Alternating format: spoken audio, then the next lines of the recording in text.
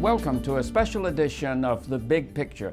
I'm Benjamin Dunlap, the president of Wofford College, and today we are in downtown Columbia, where leaders from throughout the state have come together to discuss real and transformative change in South Carolina.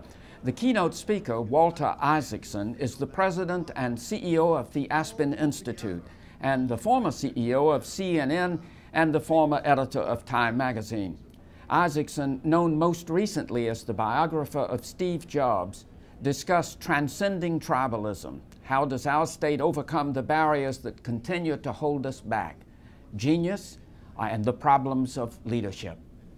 There are really only two great types of stories, somebody once said. The first one is that a stranger comes into town, and the other one is that a person goes on a journey. Both of those storylines involve meeting with, being part of, and either being accepted by or being rejected by people who are sort of different tribes, different backgrounds, different beliefs, races, ethnicities, religions. Walter Isaacson, welcome. You've written a succession of spellbinding biographies about Kissinger, Franklin, Einstein, Steve Jobs. I understand you're working on one on Louis Armstrong. All of these figures could be called truly archetypal. You've also edited a volume on profiles in leadership. Leadership has been a particular emphasis at the Aspen Institute, where you're the CEO. There is a connection, isn't there, among the various subjects of your biographies and this notion of leadership, how it's defined, what it is, what it does? You know, to me, what defines all the people that I've written about is having a sense of imagination, a sense of being innovative and creative. Because we all know a lot of smart people, and they sometimes don't amount to much. But the people who can think differently, whether it's Steve Jobs or Einstein or Franklin, tend to be the creative members of society. And when you're creative, that word creative has a particular meaning to it. You create.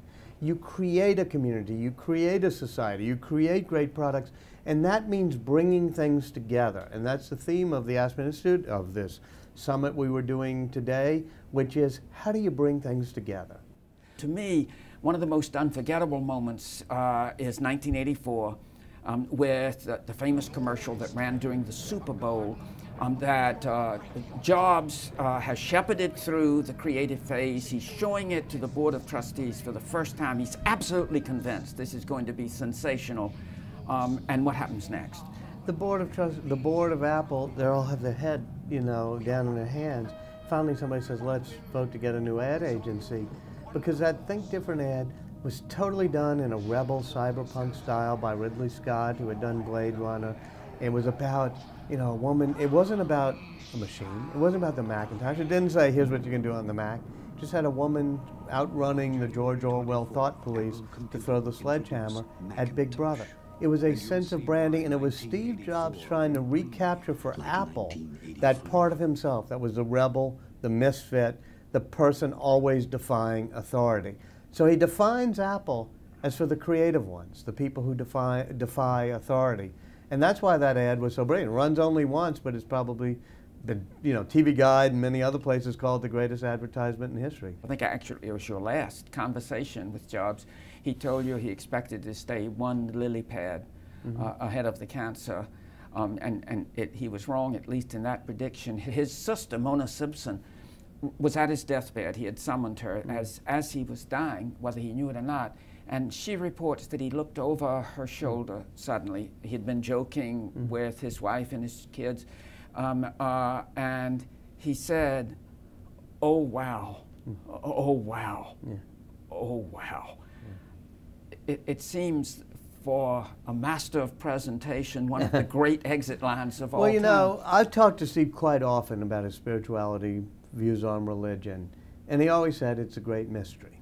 You know, he said in the different religions, including Lutheranism, in which he was raised, or Zen Buddhist training, in which he was trained, he said they're all just different doors to try to help you along that journey to what is a great mystery.